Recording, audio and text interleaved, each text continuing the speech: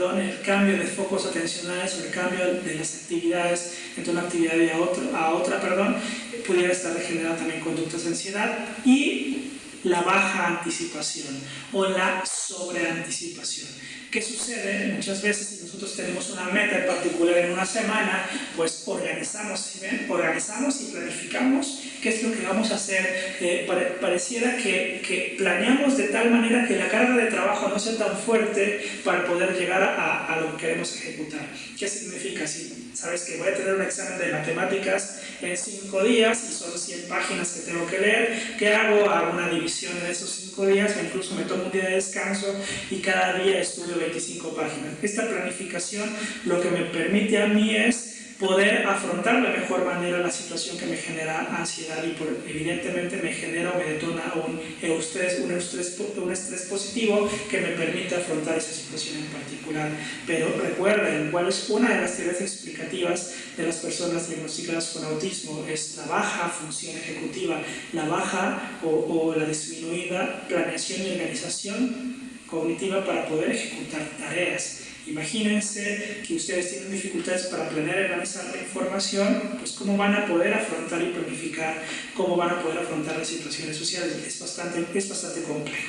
Entonces, ¿qué sucede? Anticipamos o anticipan o sobreanticipan las situaciones o los eventos y eso hace que exista una sobreexcitación conductual que les genera, evidentemente, interacciones sociales inapropiadas y bajas conductas adaptativas.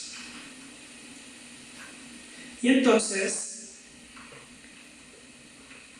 esto les genera también, evidentemente, una especie, eso catalogado por las personas neurotípicas, una especie de aversión o desinterés por el mundo socioemocional y carente de lógica. No va por ahí. O sea, el que tengamos una dificultad para poder identificar las emociones, para poder después combinar los gestos del rostro con los ademanes no verbales y posteriormente identificar los gestos, relacionarlos con los ademanes y posteriormente relacionarlos con el contexto en particular para poder darle un significado.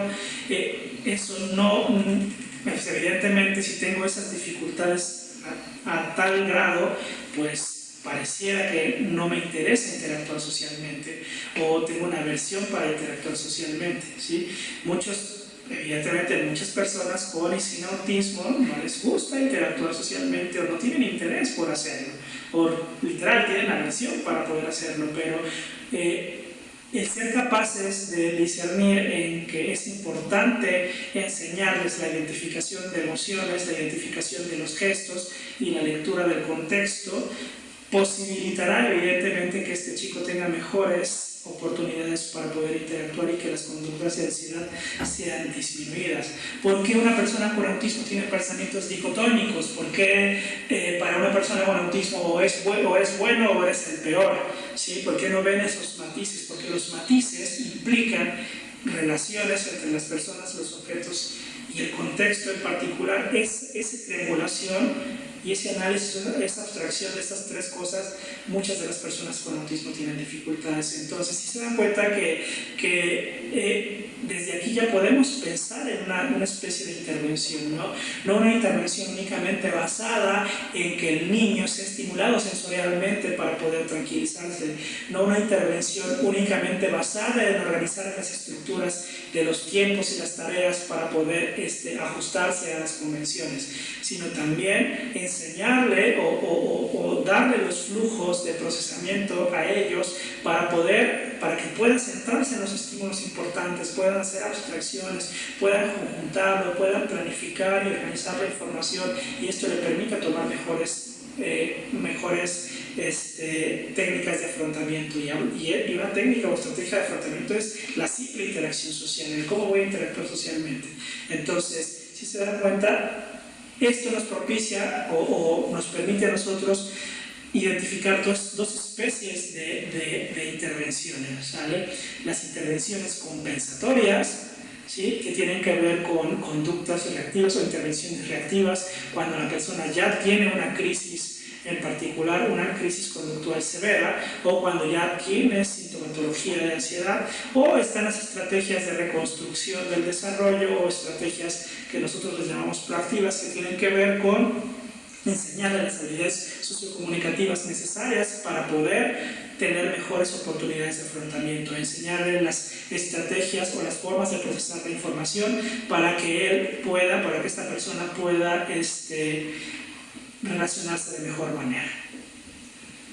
No obstante, dentro de la población de las personas con autismo, muchas veces hablar de ansiedad, pues evidentemente hay que preguntarles a ellos, ¿no?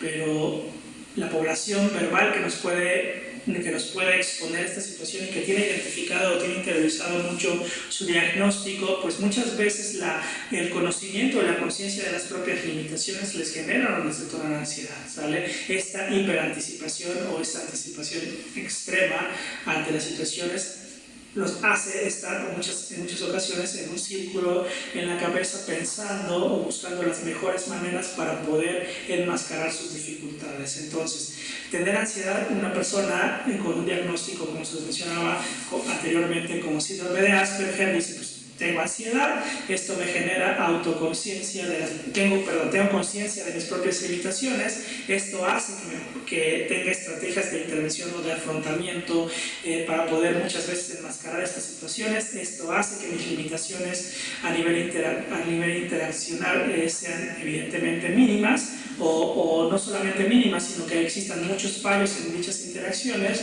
y esto hace que las posibilidades para poder interactuar sean cada vez menores, y esto limita evidentemente el desarrollo de mis habilidades sociales.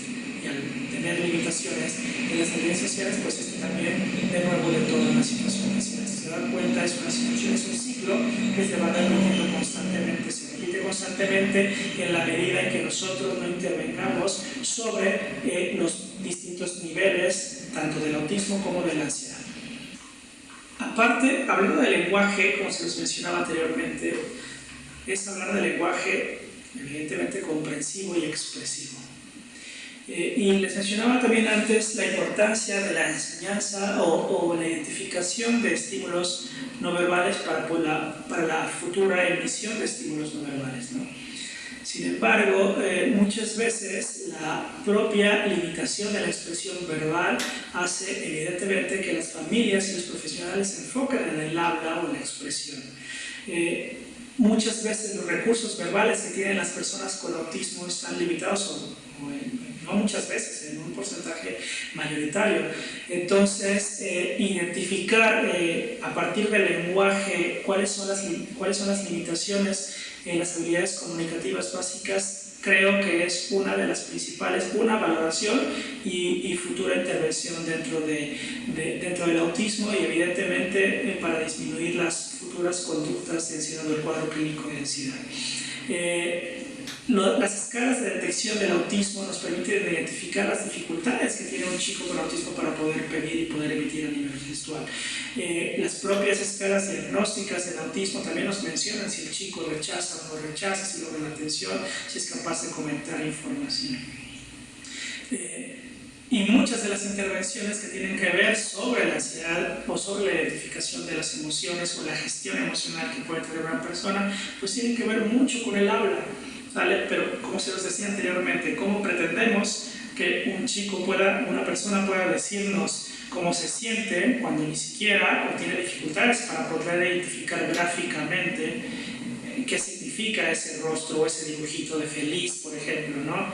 Pero no solamente eso, él probablemente no identifique su estado emocional de feliz o no lo relacione ante una situación, ¿sí? Esta persona puede estar con un helado en particular, comiéndoselo, ¿sí? Y no puede estar emitiendo o puede no estar emitiendo un gesto, o tal vez sí está emitiendo un gesto de felicidad, pero que él le ponga un nombre, le ponga un gráfico de felicidad, ese trabajo depende muchísimo de nosotros, ¿sabe? Entonces, hay que enseñarles en primera instancia, o hay que identificar o valorar en primera instancia las habilidades comunicativas básicas que tienen, ¿sale? Si saben pedir, pero eso es una función comunicativa básica, pedir, pero para pedir, ¿cómo se pide?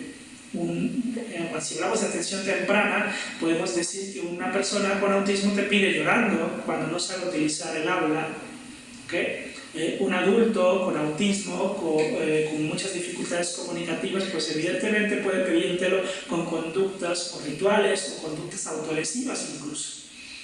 Entonces, fíjense muy bien, si te lo está pidiendo con una forma, ¿no? De alguna forma, o sea, la habilidad comunicativa básica de pedir sí está, pero la forma es inapropiada. Tenemos que enseñarles formas apropiadas de pedir, pero si no habla, la forma, la primera forma dentro del desarrollo es la gestual. Tiene que pedírtelo gesticulando, tiene que pedírtelo señalando, tiene que pedírtelo mirando o señalando con el mentón, ¿sale? Si queremos muchas veces que las habilidades semánticas y pragmáticas de un chico se vean desarrolladas, pues tenemos que trabajar las conductas protoimperativas, las conductas de petición, las habilidades comunicativas básicas de petición en las formas gestuales, ¿sí? Porque esto le va a permitir al chico habituarse a estar observando a los otros.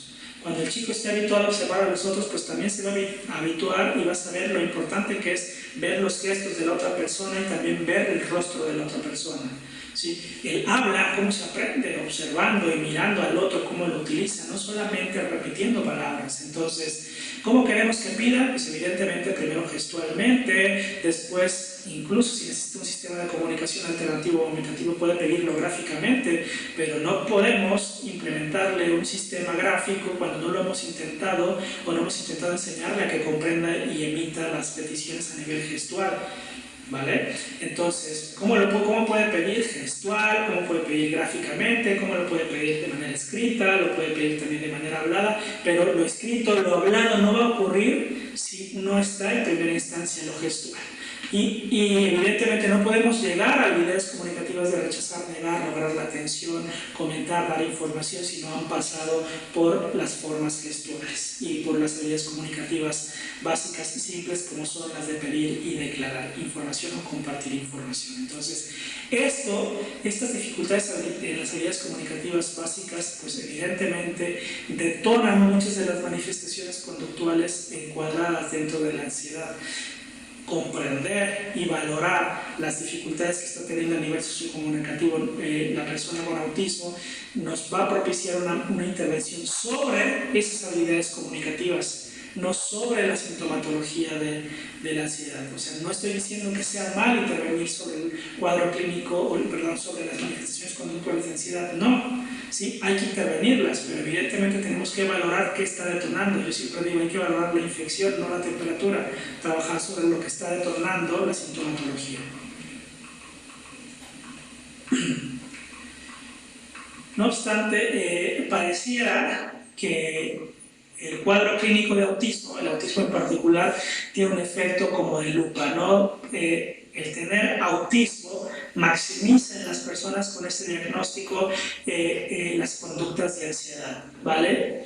Y a su vez la ansiedad maximiza las conductas del autismo. Por ejemplo, si tenemos a un chico que por diagnóstico tiene dificultades o presenta, estereotipos a nivel motriz, por un reto a nivel sensorial, a nivel propioceptivo, a nivel vestibular, pues cuando se le presenta una situación social o una situación de lenguaje en la cual no puede comprender, muchas veces las conductas estereotipadas se ven maximizadas. Muchas veces cuando hay un evento, ahorita con este ejemplo de la pandemia, donde se desorganizó completamente toda la situación en la cual vivían las personas con autismo, pues muchos de ellos tienen insistencias actuales ante rutinas y rituales, o sea, están buscando de manera más exacerbada ajustarse a rituales y rutinas. Buscan en mayor medida estar inmiscuidos en ciertas normas, en ciertos parámetros. Hay un aumento excesivo en los comportamientos repetitivos, se intensifican sus pensamientos o sus intereses especiales. Y si se dan cuenta, todas estas conductas que generalmente tienen que ver dentro de los dos pilares del área de diagnóstico, desde el punto de vista conductual, pensamientos repetitivos y restrictivos, ¿sale? Sin embargo, cuando hablamos de agravamiento al momento de integrar la información, acentuar comportamientos socialmente inapropiados, estamos hablando de lenguaje, estamos hablando de semántica y pragmática. Si se dan cuenta, los propios dos pilares diagnósticos del autismo están propiciando evidentemente que las conductas de ansiedad se presenten, y tener esas conductas de ansiedad están propiciando a su vez que estos comportamientos prototípicos del autismo se vean maximizados en intensidad.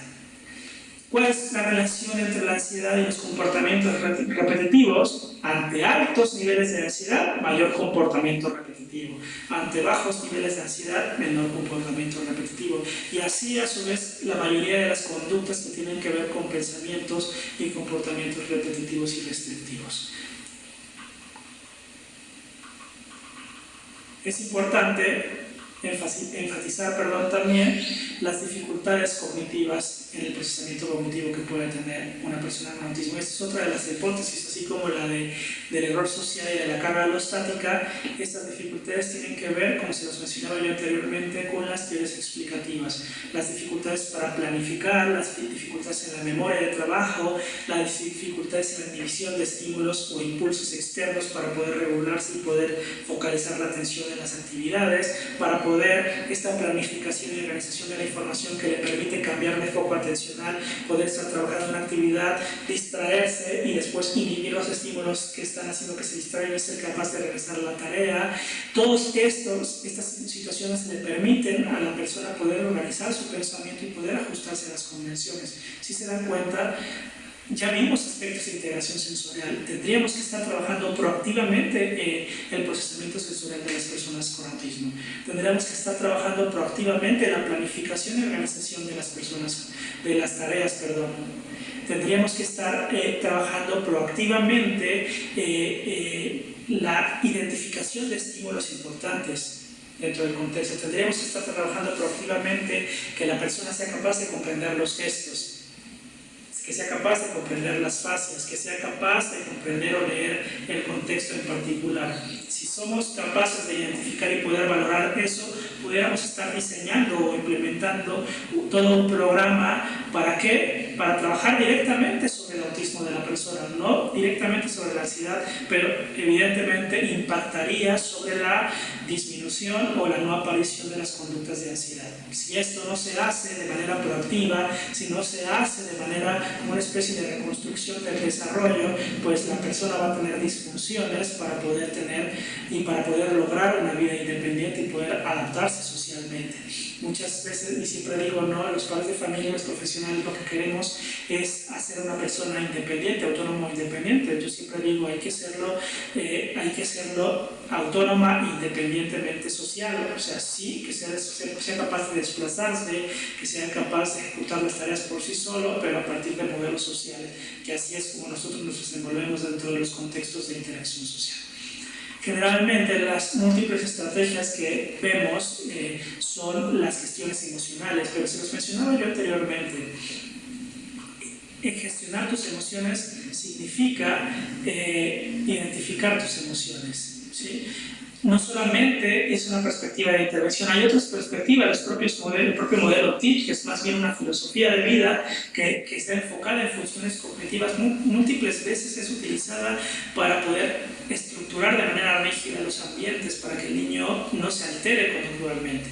Más bien en que estamos trabajando, en que estamos pensando, en que el niño no se altere conductualmente y no presente conductas de ansiedad, o tener el control de la conducta del niño para que a nosotros no nos genere ansiedad. Entonces, es importante ver cuáles son las perspectivas, ¿no?, las alternativas para poder trabajar sobre la ansiedad cuando se aumenta la probabilidad de presentarlas y cuando se aumenta, evidentemente, cuando se tiene una persona diagnosticada con autismo. Sí, entonces es importante también identificar cuándo se debe utilizar un sistema alternativo y aumentativo de comunicación. Pues como se los vengo mencionando, es importante tener una comprensión apropiada de lo que es la ansiedad y de lo que es la ansiedad en el autismo. Y de lo que es el autismo tal cual. Comprender que la ansiedad tiene 3 niveles explicativos: conductual, cognitivo y biológico, que el autismo también tiene 3 niveles explicativos: conductual, cognitivo y biológico, nos va a permitir discernir sobre qué tenemos que intervenir: sobre la cognición, o sobre tal cual la manifestación conductual. Pues tenemos que intervenir sobre las dos, porque el chico interactúa en una convención tal cual dentro de un contexto. Entonces tenemos que trabajar sobre las conductas que están causando conflictos, las conductas de ansiedad que están causando conflictos dentro de los contextos de interacción cotidiana, en casa, en el trabajo o en un restaurante, etcétera, si es que el adulto está yendo a estos contextos en particular. Pero no solamente trabajar sobre eso, no solamente organizar y estructurar esa parte, sino enseñar las formas de procesamiento de la información. ¿Sí? También es importante, como profesionales, identificar que las personas que tienen contacto directo, que generalmente, evidentemente, eso es la familia, también presentan una especie de agotamiento y que depende muchísimo de los tipos o de los niveles de ansiedad que está teniendo este chico o esta persona. ¿Sí? Tener experiencias positivas ante una crisis de ansiedad genera o refuerza y mantiene este tipo de estrategias de intervención, y eso propicia que la familia pueda recuperar una especie de equilibrio emocional. Sin embargo, si las crisis de ansiedad son fuertes, de alta intensidad, son frecuentes, esto lo que hace es que la persona o la familia se sienta completamente abrumada, y eso le haga en múltiples ocasiones reprimir muchas veces las formas o las emociones en particular, haciendo que enmascaren ellos o reprimiendo precisamente, aparentando una especie de adaptación ante las situaciones. Entonces es bastante complicado. Hay un desgaste fuerte, hay un agotamiento intenso, y siempre hay una búsqueda de controlar completamente las crisis a las cuales se están enfrentando con este chico. Realmente la preocupación primordial de abordar temas como ansiedad, temas de autolesión, temas de sexualidad, evidentemente es porque desorganizan, rompen muchísimas veces los esquemas o la dinámica familiar. Y recuerden, ya lo decía y José Luis Cuesta, que mejorar la calidad de vida de una persona con autismo es mejorar la calidad de vida de la familia. Entonces, si nuestro objetivo siempre es inherente a la persona con autismo, pues estamos completamente equivocados. Tenemos que diseñar estrategias de intervención enfocadas precisamente en la resolución de los problemas que está teniendo la familia y problemas inmediatos. Por eso les decía, el tener una persona con autismo, un adulto con autismo con conductas de ansiedad o conductas autolesivas, pues evidentemente requiere una intervención conductual directa, pero también requiere una intervención cognitiva directa para hacer esto en algún momento y esas conductas de ansiedad cada vez sean disminuidas. Isabel Paula hace una propuesta de tratamiento psicopedagógico para regular la ansiedad en el autismo. ¿Vale? Generalmente sus propuestas tienen que ver con distintos niveles o distintas fases. El primer nivel que ella menciona tiene que ver con crear un ambiente amigable, ¿sabes? Sin embargo, eso, pues evidentemente lo que busca es hacer que la persona con autismo tenga certeza, ¿no? Estructurar tareas, estructurar tiempos, disminuir la carga sensorial por allí, ruidos, texturas, etc. ¿Para qué? Para que esta persona no se sienta o no se desorganice conductualmente. Generalmente este primer nivel que propone ella psicopedagógico tiene que ver o tiene muchísima influencia con el método Teach, ¿no? Organizar y estructurar los ambientes para generar nuevos aprendizajes. No solamente organizar y estructurar los ambientes, eso es lo que muchas veces dejamos de fuera los profesionales y las familias. O sea, nos casamos tanto con las técnicas y las estrategias del modelo Teach que dejamos de lado completamente para qué fue diseñado, y fue diseñado para generar tal cual nuevos aprendizajes. ¿Cuál va a ser el nuevo aprendizaje? Que esta persona sea capaz de identificar que los ambientes cambian. ¿Sí? Que tengo mi agenda, tengo mi sistema de trabajo, tengo mi tablero de secuencia, tengo mis anticipadores visuales, pero esos anticipadores visuales pueden ser cambiantes.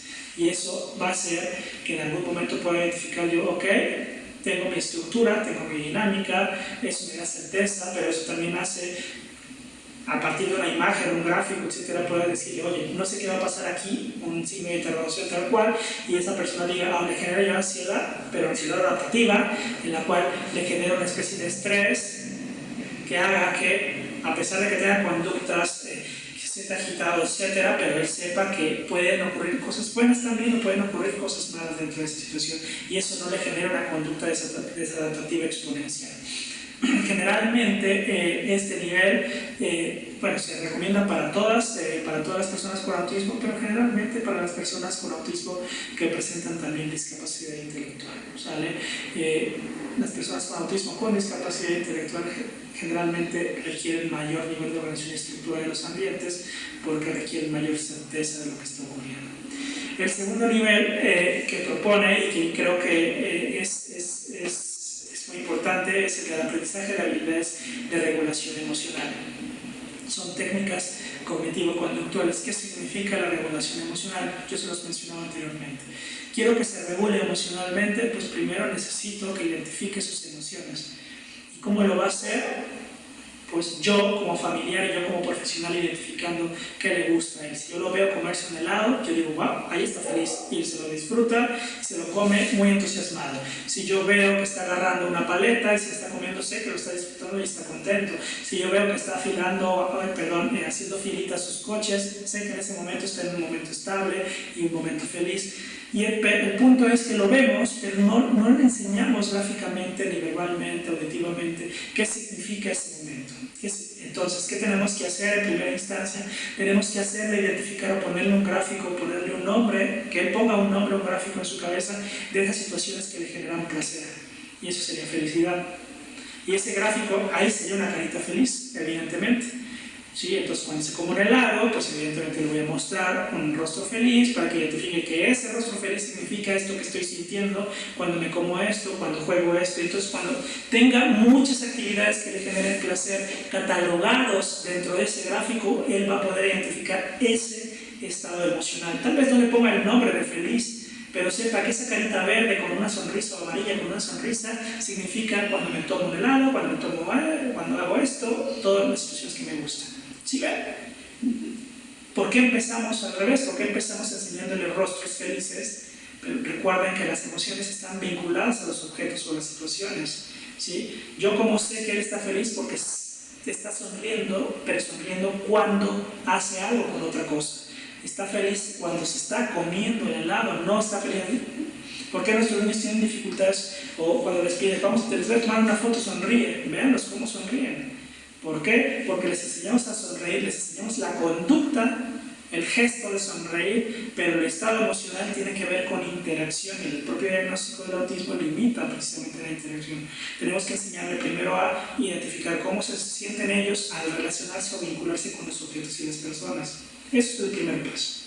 Ya después, ahora sí, vamos a identificar esas emociones, esos gestos, ese gesto, esa carita, ahora con otros aspectos, ¿no? Ah, bien, pero ¿cómo se vincula realmente un gesto y se convierte en una emoción? A partir de las miradas, a partir de la atención conjunta, ¿sale? Si él es capaz de verme el rostro y ve que estoy sonriendo, te voy a decir, está sonriendo, ¿por qué? Te va a decir que no sabe.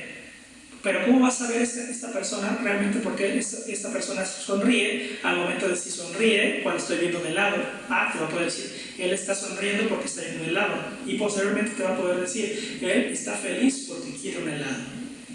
Hable o no hable, porque puede expresarlo como un sistema alternativo de la comunicación. ¿Sí ven? Entonces, primero antes de poder trabajar habilidades de regulación emocional, tiene que identificar sus propias emociones y después emitir a los demás gráficamente. Hay libros de pragmática de Isabel y Mark Monfort buenísimos sobre identificación de gestos, de lectura de contextos, lectura de gestos, etcétera, que pudieran beneficiar también esta parte. Y él, incluso sus propios libros de pragmática inician con la identificación de emociones. El punto aquí es, recuerden, lo que estamos buscando es que siempre sea en acto. Generalmente estos niveles son, ¿sí?, para chicos con autismo, ¿sí?, discapacidad intelectual. ¿Por qué? Por el nivel de abstracciones que pueden estar teniendo, pero nunca hay que limitarlo, hay que posibilitar absolutamente o propiciar o diseñar mejores estrategias o mejores materiales para que cualquier chico con autismo pueda adquirirlo. Y el tercer nivel tiene que ver con estrategias de gestión y diferenciación de crisis de ansiedad o de herramienta. Esto es bastante complicado. ¿Por qué? Porque solamente hasta que identifiques tus emociones, Solamente hasta que identifiques que no te gusta tal cosa, te genera displacer tal situación, ¿sí? Vas a poder relacionar un rostro feliz con ponerle un nombre de un rostro enojado y ponerle un nombre que se escucha estoy enojado. Y tal vez no te puedes decir estoy enojado, pero te puedes señalar un pictograma, un gráfico, un anticipador visual que significa estoy enojado, pero ese enojado tú se lo enseñaste cuando él aventó algo, cuando él rechazó cierta comida, cuando él comió algo, no lo sé. Cuando estaba enojado, tú le enseñaste ese gráfico, a relacionar ese gráfico en su estado emocional de enojado. Entonces, no va a suceder esto hasta que tú no le enseñes feliz, triste, enojado, pero en acto, en situación, y ponerle un gráfico en particular. Pero después de decir estoy enojado y poder expresarte, primero lo tiene que comprender, después te lo expresa. Pero posteriormente lo que tienes que hacer para poder hacer o hablar de gestión, tiene que saber pautas de acción. Y para las pautas de acción, ¿qué cosas implican? ¿O qué cosas se relacionan con esto? Se relacionan aspectos de función ejecutiva. Entonces tienes que trabajar planeación y organización de la información para poder abordarlo desde estas perspectivas. Entonces, cada módulo, cada nivel tiene sus implicaciones, desde la organización y estructura de los ambientes, desde la identificación de las emociones y posteriormente hasta la gestión de emociones para generar pautas de acción. ¿Sí ven? Soy capaz de comprender la situación, soy capaz de hacer balances porque las comprendo y evidentemente soy capaz de poder gestionarlas y poder generar mejores pautas de acción. Entonces, esta propuesta de intervención psicopedagógica por 3 niveles nos dice que hay que contemplar si la persona con autismo tiene o no tiene discapacidad intelectual. Entonces, aquí les pongo estos tres niveles que pueden ser de intervención. Ojo, a pesar de que la temática sea ansiedad en el autismo, los 3 niveles de atención tienen que ver o influye mucho el nivel de lenguaje que puede tener o la relación que tiene con la discapacidad intelectual o con las conductas adaptativas. Evidentemente, el mensaje de toda esta charla tiene que ver con ustedes serían capaces de poder implementar o diseñar cualquier estrategia de intervención a partir de una comprensión acertada de lo que es el autismo y una comprensión acertada de lo que es la ansiedad.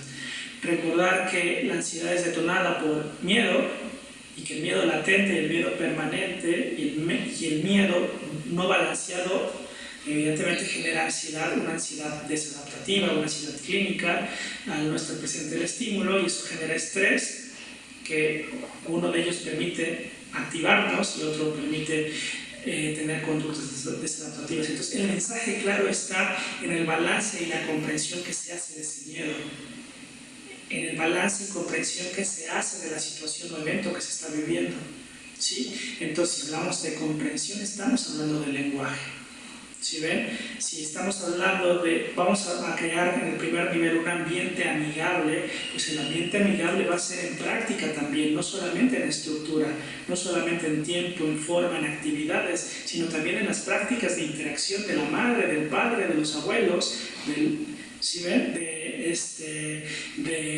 su grupo de trabajo, si es que está insertado en alguna actividad laboral. Entonces, a pesar de que estemos hablando de adolescencia y vida adulta, nunca se tiene que dejar de lado el trabajo del lenguaje, recordar que el lenguaje no solamente es habla y estructura, que a lo que generalmente o muchas veces los profesionales se abocan, sino realmente el significado del lenguaje es lo más importante, la semántica y la pragmática. ¿Sí? Enseñarle a un adolescente y a un adulto a comprender y ajustarse socialmente a partir de que comprende no es erróneo, no porque tenga 30 años vamos a dejar de estar trabajando el lenguaje. Sí, evidentemente trabajar su lenguaje, su semántica y su pragmática se le va a sumar conductas de autonomía e independencia, conductas adaptativas, pero van a ser situaciones extras. Trabajar sobre el lenguaje, trabajar sobre la comprensión, propiciará que esta persona poco a poco sea capaz de comprender cada vez de mejor manera la situación y poder ajustarse de mejor manera a esta. Entonces, quedarnos únicamente en el primer nivel, el nivel de estructura, sería limitar el desarrollo de este individuo. ¿Sí? Es importante organizar y estructurar el ambiente, pero recordar que esa organización y estructura del ambiente es para generar nuevos aprendizajes llámese que esté en edades tempranas del desarrollo, esté en la adolescencia o esté en la adultez. La gestión y regulación emocional tiene un amplio grado, amplio peso de semántica de comprensión. Entonces, si queremos trabajar sobre la identificación o el desarrollo de las habilidades de autorregulación o de regulación emocional, necesitamos evidentemente mejorar su semántica, mejorar el cómo le ponen nombres y gráficos a las situaciones, no solamente a los objetos con los cuales interactúa, sino a los eventos en los cuales se está desenvolviendo. Y trabajar sobre las estrategias de gestión implica las dos anteriores, evidentemente.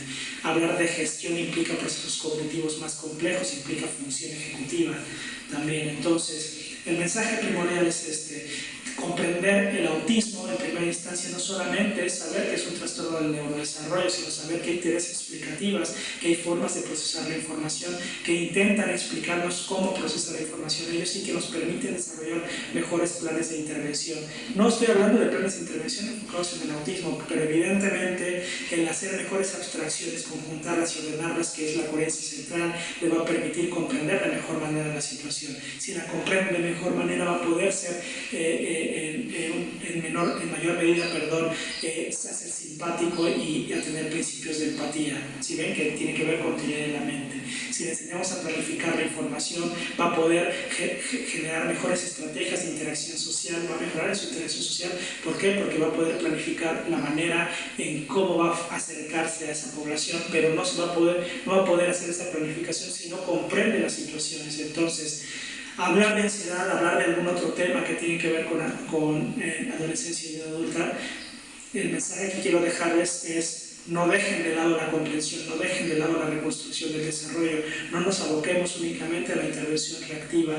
Creo firmemente que el desarrollo de la semántica y de la pragmática en todos los aspectos y la comprensión de los niveles explicativos del autismo y de las teorías explicativas de este va a propiciarle a esta persona y a las familias diseñar mejores estrategias de intervención, ¿vale? No se casen únicamente con una técnica, que si el semáforo de emociones, que si la organización y estructura, que si los ejercicios de respiración, que si las actividades de estimulación sensorial a nivel tacto, etcétera. Sí, son estrategias y técnicas que te pueden servir, pero si tu comprensión de la ansiedad en este chico en particular, en este adulto en particular, no tiene que ver con todo este análisis de los distintos desencadenantes y de las distintas formas de procesar la información, muy probablemente tu intervención únicamente está enfocada en ese momento y en esa situación en particular. Esta persona va a seguir detonando conductas de ansiedad porque tal cual lo que detona la sintomatología no está siendo trabajada. Entonces, trabajar sobre la sintomatología es trabajar sobre teorías explicativas, es sobre su lenguaje semántico y pragmático, es sobre sus aspectos sensoriales, ¿vale? Entonces, se lo repito, ese es el mensaje que quiero darles: trabajar sobre la reactividad, sí, evidentemente sobre la reactividad, para en algún momento llegar a hacer esto y que el chico pueda generar, o el adulto pueda generar por sí solo mejores estrategias de intervención, ¿vale? Entonces, les agradezco muchísimo la atención. Fue bastante tiempo por ahí que estar viendo la pantalla, es bastante complejo, pero bueno, espero que esta charla haya sido benéfica en su comprensión de lo que es la ansiedad y el autismo y puedan generar de mejor manera estrategias de intervención. Se despide de usted, Luis Martel. Muchísimas gracias.